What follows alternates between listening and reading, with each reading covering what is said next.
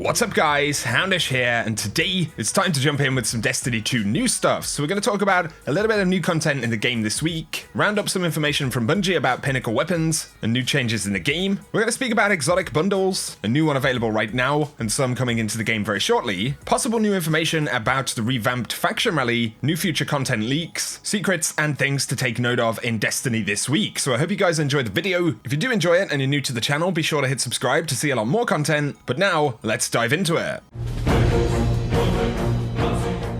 So another week has passed in Destiny 2, another curse has passed in the Dreaming City, but of course Festival rages on, and this week we do have a new exotic bundle available in the game. So it's the Misbehave bundle. The main feature of this would be the new emote right here, the Prankster Dance. Some of you guys may recognize this one. Of course it's Pennywise the Clown. Super fitting Halloween emote, I suppose. This bundle is silver only in Eververse, so it's not something you can acquire by gameplay. It is a microtransaction. Of course that always gets a lot of mixed feedback. Some folks don't mind it, others really don't like it, so let me know your thoughts about it down below. But on the subject of exotic bundles, there will be another one coming into the game next week. We can see right here, this one correlates to the release of the Thunderlord in the game. You may remember when Whisper of the Worm was found, once players actually obtained the weapon that week, 2 new bundles became available, and each one had a different ornament for the weapon, and there are 2 Thunderlord ornaments in the database, so we know how that one's gonna go.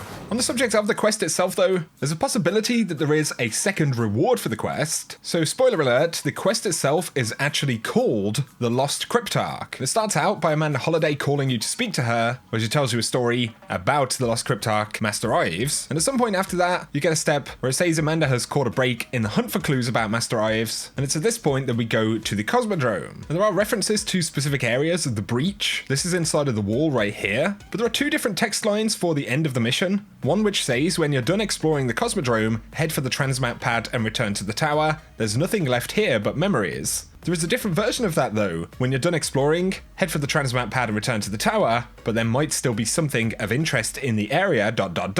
So potentially there could be a trigger that you actually have to hit in the mission in order to find the kind of hidden thing in the area. That could indeed be the Thunderlord itself, or it could be some other hidden thing, you know, a lore tab or something. But the quest does end with Amanda Holliday offering you a reward to thank you for what you've done. We can't say exactly what that reward will be, but one thing we can say is that there aren't any additional objectives that are currently found, you know, like get so many kills to upgrade the weapon. So it could be that the weapon kind of drops without having multiple steps to upgrade it, or kills required to actually get it.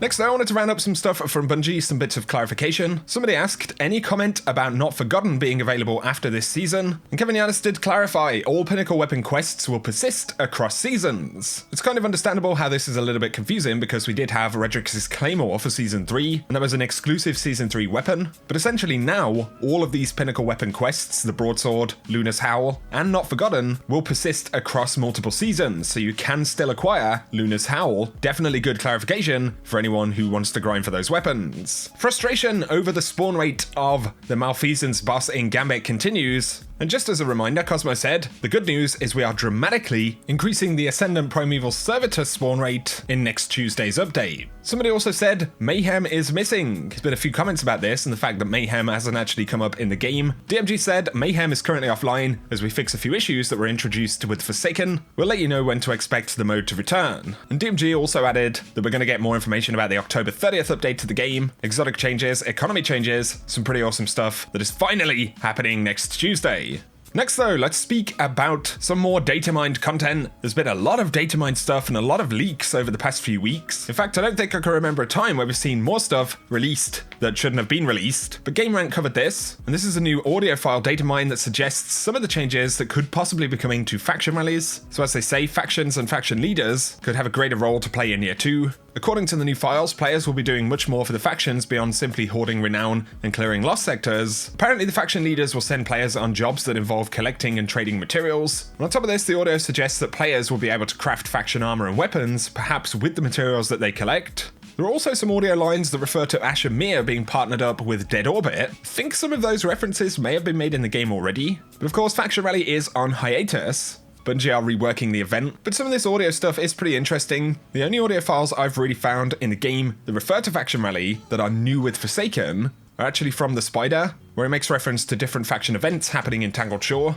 Lost a shipment of contraband from Dead Orbit. It's in the hands of my enemies now. You're gonna get it all back.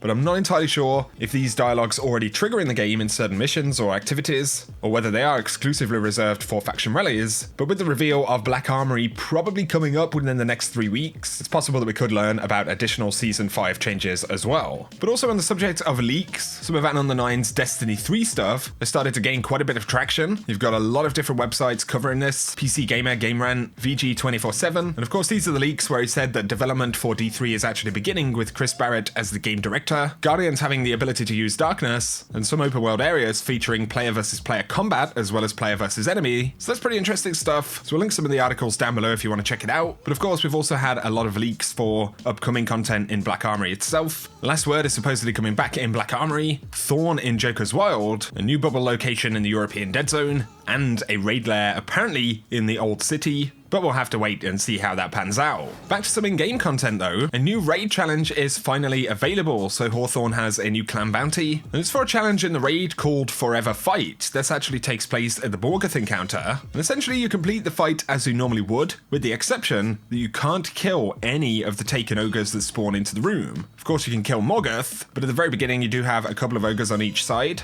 and these spawn up, and you basically have to leave them up for the entirety of the fight. And of course that can cause some issues, but generally it isn't too bad. Once you clear the first wave of ads and those ogres spawn in, if you carefully kill any other ads in the top area of each side, and then kind of move to the bottom area, and try and avoid pushing back up to the top apart from when you really have to, it's relatively easy to leave these ogres up, do one phase of ads, and then if you can one phase the boss, you've got a pretty easy raid challenge. So that is the Forever Fight challenge for Morgoth. I believe that's only the third challenge that'll be available. We should hopefully now see other challenges rolling out week over week, which is especially useful if you want to try and get the title for the raid. In terms of other content, I should mention, the Hollowed Lair is actually available this week as well. So it was last week's Nightfall. Of course, there was an exploit found where you could farm the boss over and over again. I believe that is still working, and the Nightfall is still available this week. So if you didn't have time or you didn't get that god roll of the Mindbender's Ambition, you can actually continue this week. Some of you guys may have been using an exploit with the Oracle offering last week though, where you could save the offering from the week before and then actually take it to Queen's Court and repeatedly get loot. Unfortunately, that appears to have been fixed. So a lot of players that were carrying offerings from last week actually lost them on the weekly reset, and that means you can no longer farm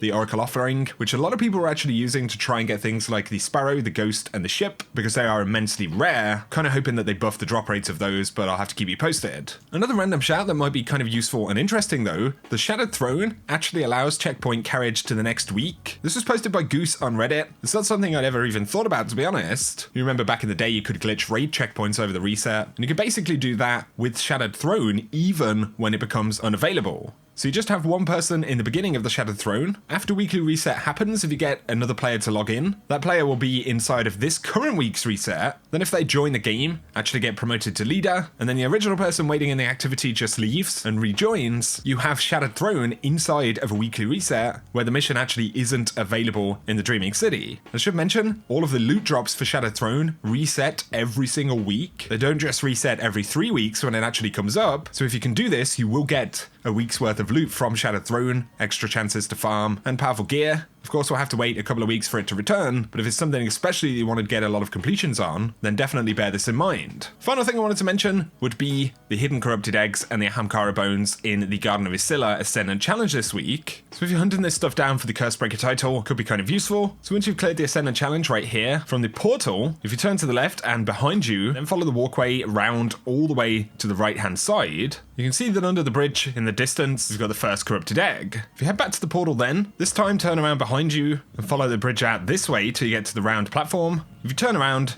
you'll spot the next egg right here. Those are the 2 corrupted eggs. There are also Ahamkara bones as well, and you can see the direction I'm taking right here. They're actually down on a ledge on the other side of this rock face. So those are all the collectibles for this Ascendant Challenge, and next week should be the final week for some folks to get the Cursebreaker title, if you've been tracking all of the content up until now. For today though guys, that is going to summarize the video, so I hope you guys have enjoyed it. If you have, a like below is very much appreciated. If you're new to the channel, be sure to hit subscribe if you want to see a lot more Destiny 2 content. You can check out my partners over at Into the AM. They have some really cool stuff in their store, really neat clothing, hats, hoodies, bandanas, accessories, and a bunch of other stuff. And you can save 10% using code Houndish in the store. You can check that out in the description if you want to. But for now guys, I appreciate you tuning in, and I hope you have an awesome day.